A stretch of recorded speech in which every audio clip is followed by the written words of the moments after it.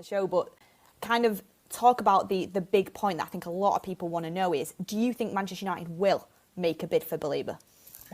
I think you don't do the legwork without approaching Brighton. And unfortunately, when you approach a club like Brighton, if they shout it down and say no and you believe it, often you get a bit of rewriting and both clubs suddenly say there was never a bid, because Brighton don't want to unsettle the player, especially so close to the new season. And Manchester United definitely don't want the market to know that they've put down a bid of this magnitude, because obviously the first thing is other clubs chasing Baleba might start to get intel and say, what did they come in at? And second of all, if you leave empty-handed, I think a club that tries at what could be in excess of 100 million would not necessarily want it out there. So my kind of understanding is that it has already, and it will continue to start verbal club to club. And Paul Barber is going to be the key person in all of this.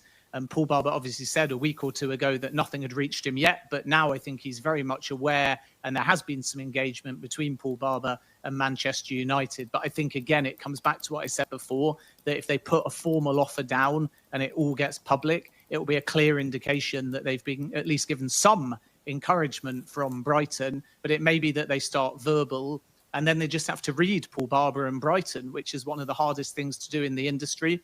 Every day we hear a different price, that it's 80, that it's 80 up front and add-ons, that it's 90, that it's 100, that it's a British transfer record. Can guarantee you at this stage, maybe it changes as the window develops if they're given that encouragement, Manchester United will not have a price.